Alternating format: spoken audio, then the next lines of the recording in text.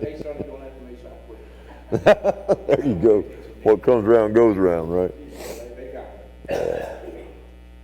Listen, never too old to pull a prank. I know. Oh, all right. So, I was telling Bryson, I sat down this morning and was going to type out my outline and everything, and I don't know. I was looking at this and studying on this, and it's almost like God spoke to me and said, "Look, you typed out them notes last week, didn't use them, you know." So I think sometimes God finds His way of telling us that this is, you know, He needs to have control over things, and we get caught up in things and not allowing the Spirit to work. So, you know, I get this. Some of y'all may find this hard to believe, but I get caught up in the time thing sometimes. And I'm like, okay, I got to put my outline together to where at this time I'm going to be done. You know, I see people starting to squirm and things like that, you know, in their seats every now and then. But this morning, you know, it just every time I would start to reach the computer and type something out, it just didn't matter. I did put a little bit on my phone, and I'm not very good at all this. I'd like one day to actually be tech savvy enough to like have an iPad and just put my notes on an iPad, but I really don't have that. I just got a couple of notes this morning, and let's see, and I can't even find them, so who cares? All right, but anyway, so James chapter 3 is where we'll be. And you know, in thinking about this, I think about people who are, I think the church word hypocrite, people think about, you know, people who are hypocritical and saying that they believe something. I don't want to look at it that way today. I want to look at somebody, maybe folks who are, for a term that we use is talk out the side of your face. You know, they say one thing, show another somewhat, and not necessarily in the way they live their life, but it's what they put off, I guess, when you think about it. I've been around people my whole life that, you know, make me scratch my head sometimes because they don't really stand firm on anything. And I was always taught if you don't believe in something, or if you don't stand for something, you'll fall for anything. I mean, that's kind of what I was told growing up as a kid, and it stuck with me. So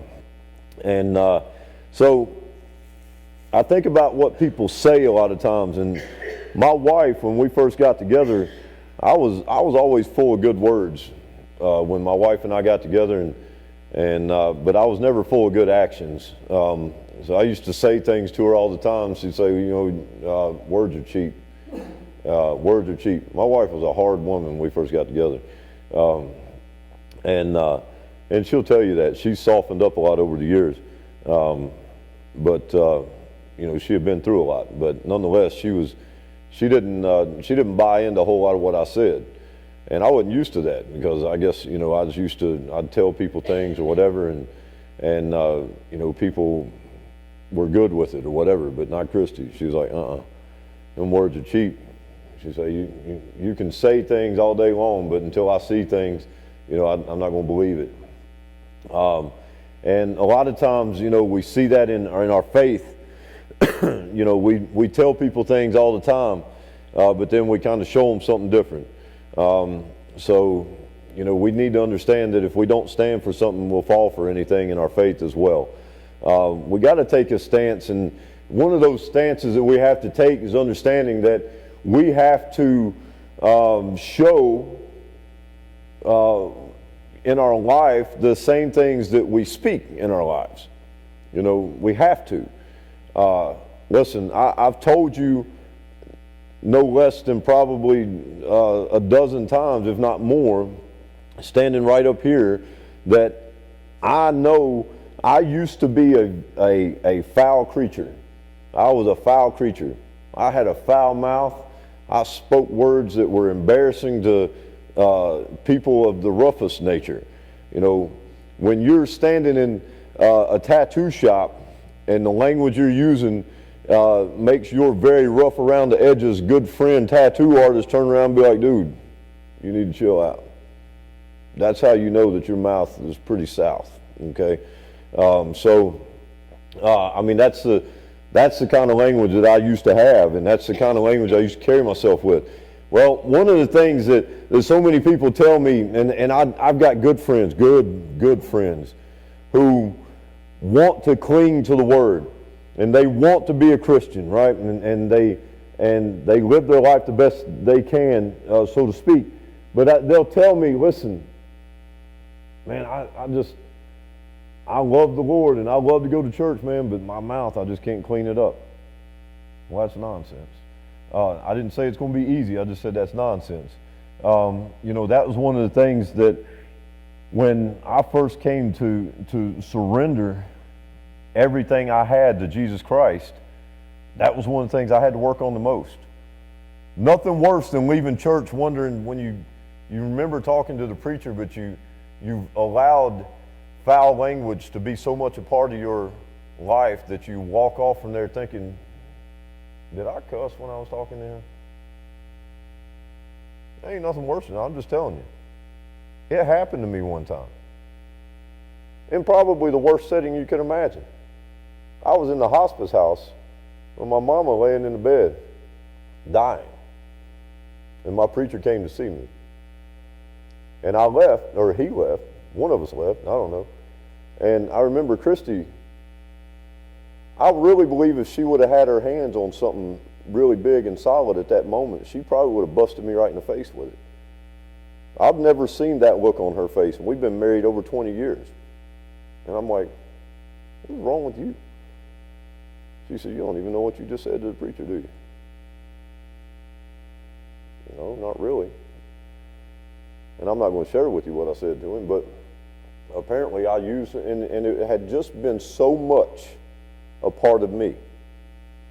And I'm not proud of that. I'm just telling you, it had been so much a part of me that I said that to my preacher and didn't even realize it. Now, granted, I was going through some stuff at that moment, but nonetheless. So, with that being said, when I came to surrender everything I had to Jesus Christ, that was one of the first things I knew that I had to change. And I was determined that I would change that. I was going to change that. I was not going to cuss like that anymore. I was not going to carry myself in that nature. I was not going to use that language where people would look at me and be like, oh, this is a Christian. Nothing like that. But what I realized is that I had to give that to God. Because every time I thought that I was doing good with it and I was just going to make that resolve, I'm just not going to talk like that. It didn't happen. I'd still find myself, and then and I would catch it when I did it, and I'd be like, oh gosh, And the person I'm talking to, I'd be like, I'm sorry, man, I don't talk like that anymore. They're looking at me like, well, you just did. So anyway, we're going to read about 12 verses here out of James chapter 3. And hopefully these 12 verses will help bring to light a little more understanding of this thing that resides in our mouth called our tongue that oftentimes gets us in a pickle. So James chapter 3 and verse 1 is where we'll start. Found your place, say God is good? All the time. God is good. Man. All right, James chapter 3, verse 1. My brethren, let not many of you become teachers, knowing that we shall receive a stricter judgment. For we all stumble in many things. If anyone does not stumble in word, he is a perfect man, able also to bridle the whole body. Indeed, we put bits in horses' mouths that they may obey us, and we turn their whole body. Look also at ships. Although they are so large and are driven by fierce winds, they are turned by a very small rudder wherever the pilot desires. Even so, the tongue is a little member and boasts great things. See how great a forest a little fire kindles. And the tongue is a fire, a world of iniquity. The tongue is so set among our members that it defiles the whole body, and sets on fire the course of nature, and it is set on fire by hell. For every kind of beast and bird, of reptile and creature of the sea, is tamed and has been tamed by mankind, but no man can tame the tongue. It is an unruly evil, full of deadly poison. With it we bless our God and Father, and with it we curse men, who have been made in the similitude of God. Out of the same mouth proceed blessing and cursing. My brethren, these things ought not to be so. Does a spring send forth fresh water and bitter from the same opening? Can a fig tree, my brethren, bear olives, or grapevine bear figs? Thus no spring yields both salt water and fresh. So, right off the bat, we see that in verse 2, it says, "For we all stumble in many things. If anyone does not stumble in word, he is a perfect man, able also to bridle the whole body." We know that Paul teaches that we all sin and fall short of the glory of God. No doubt. And every now and then, when something frightens us, that word's going to come out. Okay? I was directing that to somebody. I wasn't going to look at them because I don't want anybody, because that person knows who I'm talking to. But nonetheless, these things happen. We're not walking on water. We're not perfect. We make mistakes. So understand that James in this instance is not saying that we are above reproach and that we're going to be able to make or walk our lives in a perfect manner without the slip of anything. What he is saying is that we can't be a blessing to God and let our lives be what it was before, and let our language be what it was before, and let our mouth cause the destruction that we've let our mouth cause in the past. Because I can tell you now, I could cut you to the bone with my mouth, and I can do it without cussing. Because I can be a mean and hateful person if I want to. But my prayer is that that person don't reside in me like he used to. My prayer is that when Christ came in, that person moved out. Every now and then, he pulls the door open and makes it hard on me, right? But I know that Christ is the one residing in here. And that's my efforts, is to let Christ be the one that is seen above that old person that resides in there. So, it says that we will stumble in many things, and our language being one of those things. And I've been burdened so heavy with this about the language thing, and I'll tell you why. Is because so many people I know who walk this walk of life and go to church and sit in these pews and tell people about Jesus Christ and throw it all over Facebook about how much they love the Lord and all that stuff, and then you'll turn around and you'll hear their conversation, and you're like, now, I know because I'm a blood-bought, born-again Christian. Okay? And I understand. But how many people out there don't know? How many people out there look at you and be like, oh, I thought you was born again. I thought you was a Christian. You know, they want to throw that stuff out there. And you talk like that? What kind of Christian talks like that? An imperfect one. And we all are. But they don't understand that. And they don't see it that way. They just know that we profess the name of Jesus Christ, so therefore we're walking on water. We live on the mountaintop. There's no valleys in our lives, right? No. That's ridiculous. But that's what the world sees, and that's what those around us see. And the very minute that we give them something to harp on or to speak negatively or see something negative about Jesus Christ, the very minute that happens, they're going to jump on that. They're going to jump in with both feet. So these folks that I'm around, and I mean good people. I've got a very close person in my life that does this, and it drives me bananas. I mean, the language is atrocious. But I know that they love the Lord. That's not who I'm talking about, but that is one also. Okay, but nonetheless, I know their heart. I know how many lives that this person has impacted. I know. I'm talking from the time that they were young. Impacted people's lives. Still in love with the Lord. Still faithful. Goes to church. Studies their Bible and all that. But in conversation, I'm just like, I mean, I know you weren't taught that because I've been around you your whole life. I know you weren't taught that. But they still spill that out. And I'm like, man, that's so damaging. So damaging to your testimony. Guys, I've told you over and over, we've talked about it last week, your testimony is precious. You got to protect that. But this person don't see that for whatever reason. You know, and you hear so many people say, well, I'm not under the law anymore. I don't, it's all about, you're legalistic if you say I shouldn't talk this way. No, I'm not. Y'all know me, okay? I'm as far from legalistic as there is. If I lived in a legalistic system, somebody would have already stoned me.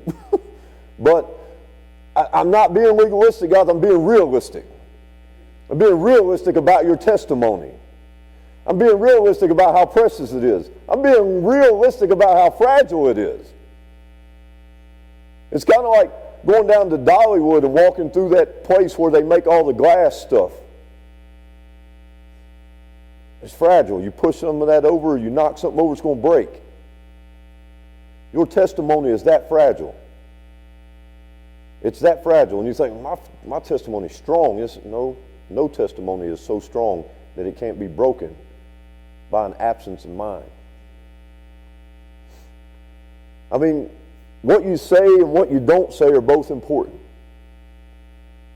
There's those moments that I believe are God-led and directed, where a person is put in front of you and God has laid on your heart what you need to say and you don't say it. And I think that can be just as important or detrimental as that moment where you just bet with all kinds of just nasty, okay? Just nasty.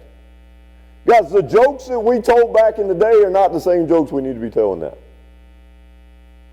The words that we used back in the day are not the same words we need to be using now. The aroma that we give off as a Christian should be completely different than the stank that we put off as the world. And you think, man, that's harsh words. No, that's real words. That's just the truth. I'm not saying that lost people are stinky physically. I'm saying what they put off in the eyes of the Lord is stinky. Even as a Christian, we know that the Bible says that our righteousness is as filthy rags in the eyes of the Lord. I have no righteousness of my own. The only righteousness I have is what Jesus Christ gave me when He shed His blood for me. That's it.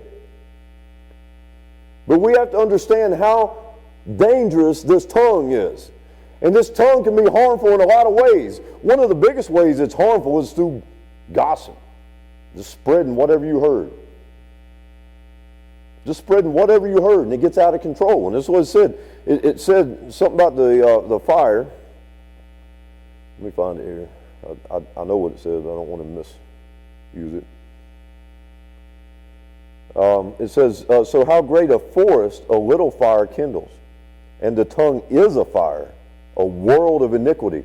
So you think about, most of the time when you hear something about somebody and you turn around and you spread that a little bit further, the first part you heard probably ain't even accurate. And then when you tell it again, it's going to be different, not even intentionally. I could start right now, I can whisper something in his ear, and then we can go around the room. It's a game we used to play. By the time it gets back to me, it's going to be completely different than it was when it started with him.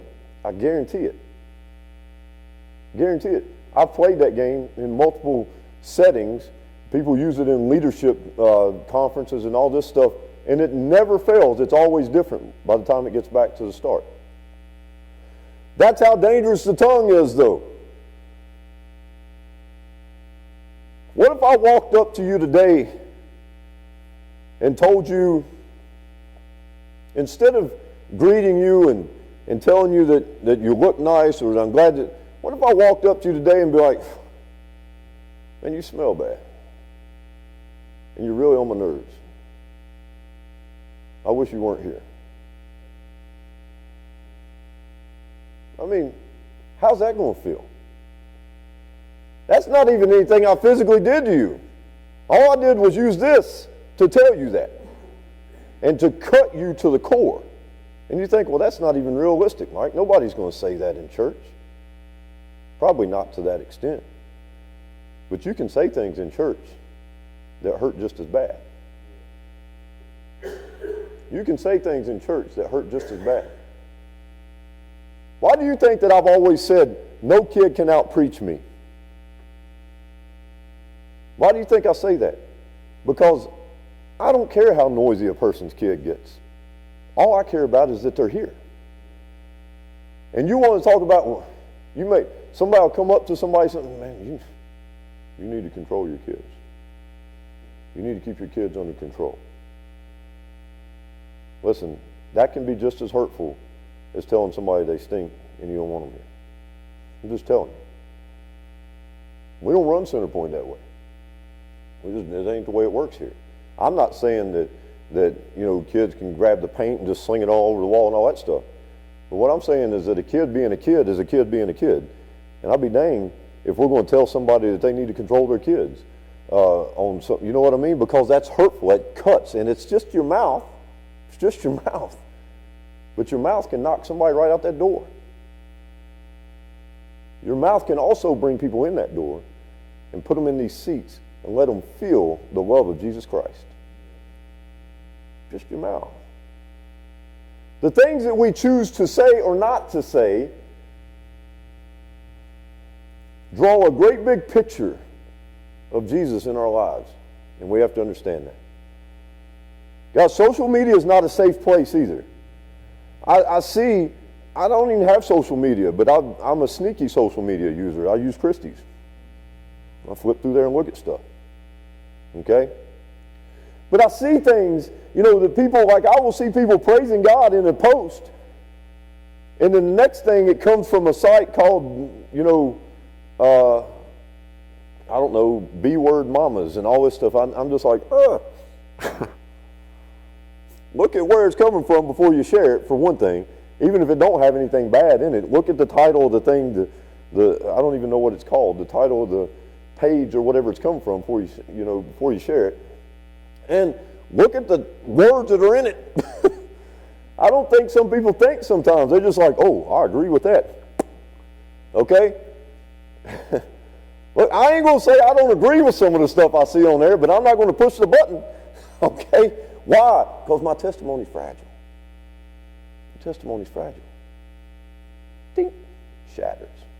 Just that simple. Did you see what the preacher put on there? You see what I mean? But guys, it's no different. We're all preachers in one way or another. We all are set with the task of getting the word out there. It's called the Great Commission. Christ put it on all of us. He says, go and make disciples of all nations. You can't make a disciple of your next door neighbor if you're leaving for church and then coming back and cussing your neighbor going down the road because their music's too loud or because it's something. I've seen people get out of their car after coming home from church and do some stuff, and I'm just like, what just happened? I've seen it with my own eyes. Thankfully, God has given me the understanding and has let me see enough life that I realize that, you know what? That sometimes people are going to mess up, right? They're going to mess up. We're all going to stumble in many ways, as James said. Now look at verse 5. It says, even so the tongue is a little member and boasts great things.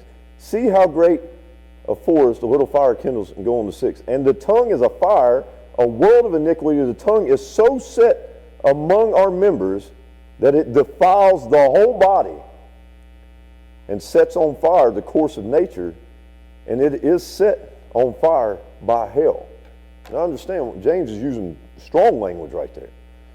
And he's just telling you that straight out of the pits of hell come the stuff that comes out of your mouth when you are cutting people down with it. Don't think for a minute that the enemy can't use you just because you're saved. Because the enemy can. And the enemy will. The enemy used Job's wife to look at Job and say, curse the Lord and die. Because she was a good godly woman, just like he was a good godly man. But she saw what he was going through, and the enemy said, tell him to curse the Lord and die. He was taking every punch and every jab he could to make sure that Job completely was destroyed. Why? If Job had given in, what would that have done? Who knows what all those people around him would have seen, because, oh, here's this good godly man that the Lord himself says is perfect and upright in all of his ways. All it would have taken would have been for him to flip out and cuss out one of them dudes that's sitting there, his friends, that are telling him, oh, this must have happened because of this. All he would have had to do was snap and be like, you. And everybody would have been like, Job was no better than anybody else, and Job never had God in his heart in the first place. It was a front. Do you think for a second that somebody's tailgating you down the road and you stop at the stop sign and you get out and you're Jason, you know, I'm not calling you. I'm saying if I said that to you, Jason, that probably sounded bad, like I was saying Jason does that. I'm not, no. But, I mean, if you jump out and you do that, and the people that are brand new Christians, a brand new family in your church are just 2 cars behind, and they see that, what do they think about you? What do they think about faith? What do they think about that church? It's dangerous. Let's be honest. I usually I don't ask for a show of hands, but I'm going to ask for a show of hands right now. Who likes to let people know in your workplace that you're a Christian? Best you can. Okay. Now, not a show of hands on this one. Okay? Who thinks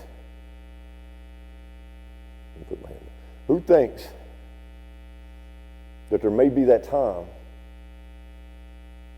that you've dropped that word, or maybe those times that you do drop those words at work that make people think that maybe your faith ain't what you say it is? I'm just saying. And why am I saying work? Because most of us spend more time at work than we do at home. So your testimony at work can be what makes a difference for the kingdom. Almost more than it does at home. Guys, the tongue is a wild animal. It says in here that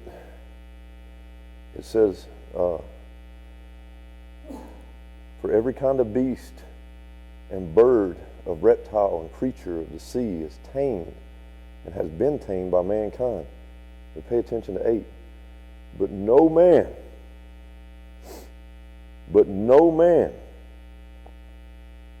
can tame the tongue. It is an unruly evil, full of deadly poison. With it we bless our God and Father, and with it we curse men who have been made in the similitude of God. Out of the same mouth proceed blessing and cursing. My brethren, these things ought not to be so. Ooh, that went blurry quick. No way should we be using these kind words for one another to bless somebody and then turn right around, walk around the corner, and use those same words to curse somebody. No way. Ain't going to be a slippage. I'll tell you a funny story with Mr. Bridgman and I. We were here working one day, and they were working. They usually, they stuck me on a ladder doing something or whatever. But nonetheless, I did something. I was up on the ladder. I was right down there in this hallway, and I dropped something, and I said, dang it. And Mr. Bridgman, he said, did you just cuss, preacher? I said, no. He's like, I'm not so sure you didn't. I said, I didn't. I'm telling you, I didn't. I said, but let me ask you, what difference would it make if I did? And we both just kind of left it at that. But he thought I cussed. Okay? And I really didn't. I'll tell you another one similar to that. Last year, the travel basketball team that Bryson was on that I was coaching, we were playing a basketball tournament down in Kingsport. I was trying to get a referee to call a technical foul on me because I was frustrated, very frustrated with him. And I said something about you can't just let him knock him on the dang floor, not so finally he calls a technical. We're not going to have that kind of language. I'm like, okay. So after the game, I walked over to him and I said, excuse me, Mr. Ref, what did you think I said? He thought I said the other D word, so dang, you know. And I said, listen, brother, I'll tell you this. I wanted you to call the technical on me, so I'm okay with that. I said, but I don't want you to mistake me. I said, I'm a pastor. I said, I'm not going to cuss out here around it, you know. I said dang, and he's like, oh, I'm so sorry. I was like, no, I wanted the technical. But I just wanted to make sure that you didn't call it for the wrong reason, you know. It's okay. So here's the thing, though. We're never going to control our tongues completely. There's going to be times when things happen, you know, and unfortunately, if you've been trained to talk that way, Michael Jr., the comedian that we watch here sometimes, that we love him, talks about when he was 15 years old, him and his best friend made a pact that they were never going to cuss again. And part of that deal that they made with each other was this: if they do cuss, they get to punch the other one, the one that cusses, the other one gets to punch him in the chest as hard as he can. And he said, that dude could hit hard. He said, so I quit. So hey, if you can't control that tongue, if you spew out that filth, okay, make a deal with somebody. Take a punch to the chest. Take a knife hand to the brachial plexus. Take whatever. But do what it takes to get rid of that, to make that a part of the old you. Because Jesus tells us through Paul that if any man be in Christ, he be a new creature. Old things are passed away, all things become new. Old things include that filth. Get it out. It damages your precious testimony. Understand how precious your testimony is. I see it written all over y'all. But that don't mean that out there they see it written all over you. And I see things out there sometimes out of some of us that I'm like, but I know Jesus is in there. Right now we're just stumbling. You see what I mean? I see things out of me out there sometimes. I'm like, oh, you know, I can't believe I just did that. I have our principal, you know, I bring him, I work pretty closely with him, love the guy to death. But he said, what kind of church do you have? I said, what are you getting at, David? He's like, I just don't, because now I coach, y'all know that, I coach sports, whatever. I'm hard on these kids, I don't play around with them. I don't cuss them, I don't believe in that, but I mean, I'm hard on them. He's like, he said, do you treat your church people the same way you treat these kids? I was like, no. I said, but if I did, they got to vote.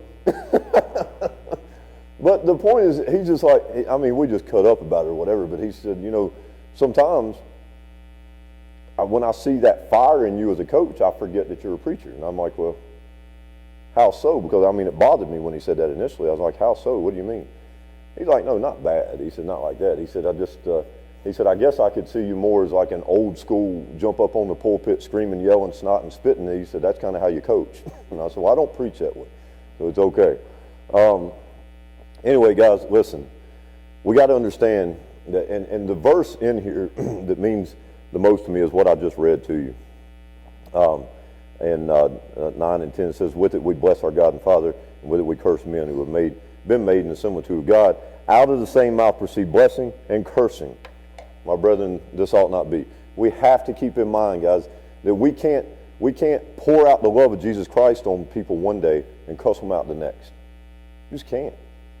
You can't. You don't even have to pour out. I'm not even talking about profanities. You know, you can cuss somebody without cuss words, just like I was talking about. You can say things that are mean and cut to the bone. We shouldn't be blessing God in one instance and cursing people in the other. The way we carry ourselves speaks a lot about how much Christ impacts our life. The way we carry ourselves speaks a lot about how much time we spend with Christ. We have to understand that. The book of James lays a lot out there about Christian living, and I love it. I love that book. There are things in there that hurt you. It talks about how we treat people based on what they look like, based on what they have, and all this stuff. He warns about that. So, I guess my plea with you today is to be very conscious of how precious and how fragile your testimony is. And don't think because we go, to a business conference or to a work function or whatever, that we got to check Jesus at the door. Take him with you, man. Because those same people that see you check him out the door are the same people that see you at work talking about, I love the Lord, praise God, all that stuff. They see all that, but then they also see when you check him somewhere, they see it. They see it. Don't think that social media accounts are safe, because they're not, because people see that too. And don't think for a second that what's on social media can't damage what people see in you, because they can. I mean, I teach these kids this at Wallace about the dangers of social media. Well, listen, social media is dangerous to your testimony as well. It will damage that fragile testimony that you carry. Don't think that the music you listen to is not damaging to your testimony. And you're like, oh boy, here we go, preacher going to talk about what kind of music I listen to. Listen, I listen to some classic rock every now and then, stuff like that. I still like, little old school stuff from back in the 80s when I was growing up. But my point is, I don't listen to Tupac anymore. You know what I'm saying? I don't listen to whoever the newest rapper is that likes to cuss everybody on the corner going down the road. Things like, I don't understand how people can turn that up driving down the road, especially, around, just period. I don't care where you are, but you're just driving down the road and it's just spewing out this filth and filth and filth. And then, but on the back of your car, you got your Jesus fish, or you got something on the back of the car. I just don't get it, man. I really don't. I don't have any desire for that anymore. I don't want to hear it. Like it annoys me to hear it now. That's not that I'm better than anybody. I'm just saying that's where God's at in my life. That's what God's put me to. So, and it don't have to be rap. It's any kind of music that spews out that kind of language, guys. That's all I'm saying. Guys, it's precious. It's precious. You got to protect it. Your tongue is dangerous. You got to do the best you can to guard against that. Okay? You're going to slip. You're going to slip. Okay? I mean, you're going to slip in front of me sometimes, probably. It's all good. I'm not judging you. I love you. I understand. Okay? I got a name that Billy kind of, bless his heart, cusses like a sailor. And his wife gets on him. You can't cuss in front of the preacher like that. He's like, ah. But anyway, he tries. But guys, really, and I get on him about this, and Billy knows what I'm talking about. I get on him about it. But the point is, guys, is protect it, man. Because here's the thing, and I love it. It's one of my favorite things. It goes up on church signs, and I see it every so often. Churches reuse it, and it's okay. But it says, be careful what you do, because you may be the only Bible somebody ever reads. That's a pretty powerful statement. But if they had enough room on there, they could probably say, be careful what you do, be careful what you listen to, be careful what you say. You understand? Bow your head and close your eyes.